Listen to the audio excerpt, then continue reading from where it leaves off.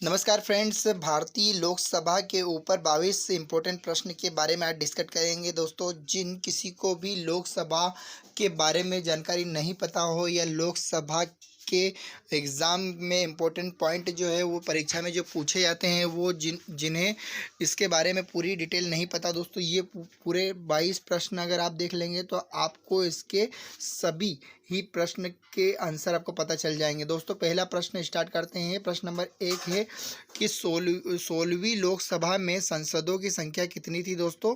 तो वो थी 545, इसका सही उत्तर है। और अगला प्रश्न है दोस्तों, अगला प्रश्न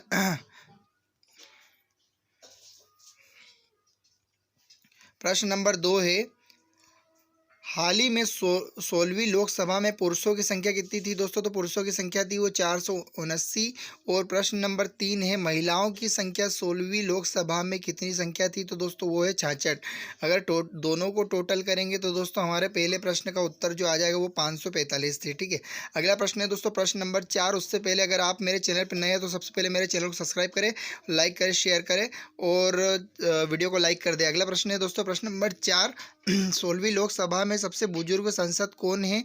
तो दोस्तों इसका सही उत्तर है श्री लाल कृष्ण आडवाणी, जिनकी उम्र 90 वर्ष है दोस्तों और इनकी जन्म तिथि है 8/11/1927। अगला प्रश्न है दोस्तों प्रश्न नंबर 5।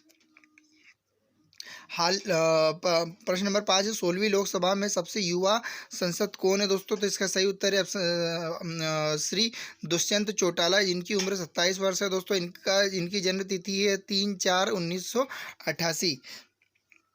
अगला प्रश्न है प्रश्न नंबर 6 दोस्तों, पहली लोकसभा का गठन कब हुआ था दोस्तों? तो इसका जो है ये 25 अक्टूबर 1951 को 21 फरवरी 1952 के बीच संपन्न हुए पहले आम चुनाव के बाद 17 अप्रैल 1952 को पहली लोकसभा का गठन किया गया था दोस्तों। अगर क्वेश्चन इस तरीके से आ सकता है कि पहली लोकसभा का गठन कब किया गया था, तो 17 अप्रैल 1952 को किया गया था।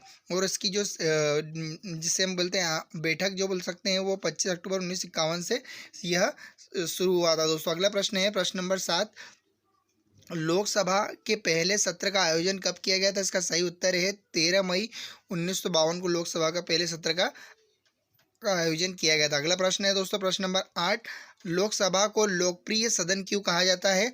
तो दोस्तों इसलिए कहा जाता है क्योंकि यह वयस्क मताधिकार का प्रयोग प्रत्यक्ष मतदान के माध्यम से किया जाता है, इस कारण से लोकप्रिय यह सदन कहा जाता है। अगला प्रश्न है दोस्तों प्रश्न नंबर 9,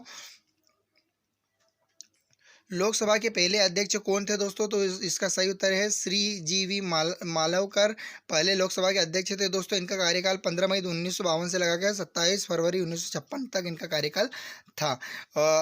अगला प्रश्न है प्रश्न नंबर 10, लोकसभा के पहले उपाध्यक्ष कौन थे? तो वो है श्री एम अनंत सयानाम अयंगर लोकसभा के पहले उपाध्यक्ष थे, जिनका कार्यकाल दोस्तों 30 मई 1952 से 7 मार्च 1956 तक था। अगला प्रश्न है दोस्तों प्रश्न नंबर 11, लोकसभा का कार्यकाल कितने दिनों का होता है दोस्तों? तो आमतौर पर जो लोकसभा का जो कार्यकाल जो होता है उसके लिए दोस्तों अवधि आम चुनाव के बाद पहली बैठक में 5 वर्ष की मतलब ये रखी गई थी, जिसके बाद में यह स्वयं विघटित हो जाती है। इससे हालांकि राष्ट्रपति का कार्यकाल 5 वर्ष से पहले किसी भी समय विघटित करने का अधिकार है। इसके खिलाफ न्यायालय ने चुनौती दी जा सकती है कि इसके अलावा लोकसभा के आपातकालीन स्थिति में एक बार में 1 वर्ष तक बढ़ाई जा सकती है, जिसका विस्तार किसी भी आपातकाल को ख़त्म करने से 6 महीने की अवधि तक नहीं हो सकता है। इसका मतलब यही है दोस्तों कि जो सीधी बात करें हम तो लोकसभा का जो कार्यकाल जो है वो कितने वर्ष का है? 5 वर्ष का होता है, लेकिन इसे 1 वर्ष बढ़ाया भी जा सकता है। ठीक है, अगला प्रश्न है प्रश्न नंबर 12, लोकसभा की बैठक का आयोजन करने के लिए कोरम क्या है? कोरम लोकसभा सदस्यों की एक न्यूनतम संख्या को कहते हैं दोस्तों, जिसकी उपस्थिति में सदन का कार्य संपादित होता है।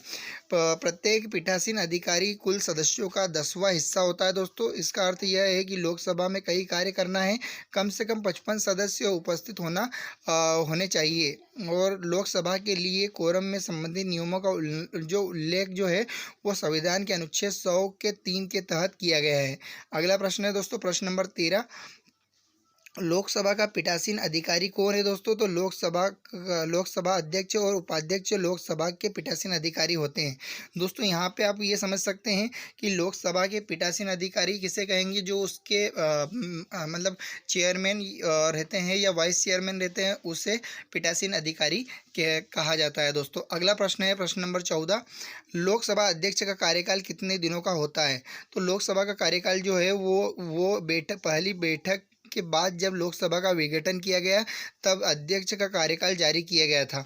इसके अलावा संविधान में धारा 94, 101 और 102 में निर्दिष्ट किसी भी कारण से अगर वह लोकसभा का सदस्य नहीं रह जाता है तो लोकसभा अध्यक्ष के रूप में उसका कार्यकाल भी समाप्त हो जाता है।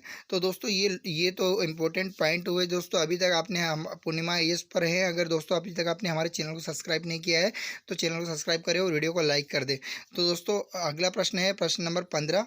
लोकसभा अध्यक्ष की अनुपस्थिति में लोकसभा की बैठकों की अध्यक्षता कौन करता है? तो इसका उत्तर है लोकसभा अध्यक्ष की अनुपस्थिति में लोकसभा की बैठक की अध्यक्षता लोकसभा का जो उपाध्यक्ष रहता है वह करेगा। अगला प्रश्न है दोस्तों प्रश्न नंबर 16। लोकसभा अध्यक्ष और उपाध्यक्ष पर रिक्त पद होने की स्थिति में लोकसभा की बैठकों की अध्यक्षता कौन करता है? तो जब लोकसभा अध्यक्ष और उपाध्यक्ष दोनों पद रिक्त हो तो लोकसभा की सदस्य वह सदस्य करता है जिसे राष्ट्रपति इस कार्य के लिए चुनते हैं। उस व्यक्ति को प्राइम स्पीकर या सामयिक अध्यक्ष भी कहा जाता है। तो दोस्तों ये यहाँ से आपको पता चल गया है कि लोकसभा का और लोकसभा के अध्यक्ष और उपाध्यक्ष न हो तो ये राष्ट्रपति के द्वारा चुना हुआ रहता है जो इसकी बैठक लेता है, जिसे क्या कहा जाता है दोस्तों? प्रोटेम स्पीकर या सामयिक अध्यक्ष भी कहा जाता है, जो राष्ट्रपति की निगरानी में होता है। अगला प्रश्न है प्रश्न नंबर 17। लोकसभा का अध्यक्ष और उपाध्यक्ष की अनुपस्थिति में लोकसभा की बैठकों की अध्यक्षता कौन करता है? तो इसका उत्तर है लोकसभा की कार्रवाई के नियमानुसार सुचारू ढंग से चलाने के लिए लोकसभा के गठन के समय पर अध्यक्ष द्वारा अधिकतम 10 वर्षों के पैनल को नामित किया जाता है। इन्हीं 10 सदस्यों में से कोई एक सदस्य सदन में अध्यक्ष या उपाध्यक्ष की अनुपस्थिति में अध्यक्ष या उपाध्यक्ष की आज्ञा से सदन की बैठक की अध्यक्षता करता है। और इसके बाद में दोस्तों जो अध्यक्ष होता है उसके रूप में नामित व्यक्ति तब तक अपने पद पर बना रहता है जब तक कि अध्यक्षों के एक नए पैनल को नामित नहीं किया जाता और मंत्री के रूप में नियुक्त होने पर उसे उपाध्यक्ष के रूप में चुने जाने पर वह अपने पद से इस्तीफा दे देता है। अगला प्रश्न है दोस्तों प्रश्न नंबर 18। वर्तमान लोकसभा का अध्यक्ष कौन है दोस्तों? तो वर्तमान लोकसभा की जो हाल ही में जो है वो श्रीमती सुमित्रा महाजन है दोस्तों। और अगला प्रश्न है प्रश्न नंबर 19। वर्तमान लोकसभा का उपाध्यक्ष कौन है? तो वो इसका सही उत्तर है डॉक्टर M थम्बी दुरई। और अगला प्रश्न है प्रश्न नंबर 20। 16वीं लोकसभा में सदन के नेता कौन है दोस्तों? श्री नरेंद्र दामोदर दास मोदी। ठीक है। अगला प्रश्न है प्रश्न नंबर 21। लोकसभा सदस्य बनने के लिए क्या क्या योग्यता होनी चाहिए दोस्तों? तो लोकसभा अध्यक्ष बनने के लिए इच्छुक व्यक्ति को भारत का नागरिक होना चाहिए और उसकी उम्र 25 वर्ष होनी चाहिए और संसद सदस्य बनने के लिए अनुच्छेद 84 में वर्णित योग्यता को पूरा करना चाहिए। अगला प्रश्न है प्रश्न नंबर 22। लोकसभा और राज्यसभा के बीच में विधायी संबंध क्या है? धन विधेयक को छोड़कर सभी विधायी मामलों में दोनों सदनों के पास समान अधिकार और दोनों सदनों का मुख्य कार्य कानून पारित करना है। प्रत्येक विधेयक को दोनों सदनों द्वारा पारित करने के बाद कानून बनने से पहले उपराष्ट्रपति के हस्ताक्षर लेना अनिवार्य। धन विधेयक के मामले में लोकसभा के विशेषाधिकार प्राप्त है। तो दोस्तों आज का हमारा जो विधानसभा के प्रश्न जो है वो आपको मतलब उसमें कोई आपको दिक्कत हुई है या किसी प्रकार का आपको कोई प्रश्न पूछना है तो दोस्तों टेलीग्राम की लिंक मेरी दी हुई है, वहाँ पे आप ज्वाइन कर सकते हैं। और आपने अभी तक हमारे चैनल को सब्सक्राइब नहीं किया है तो चैनल को सब्सक्राइब करें। धन्यवाद।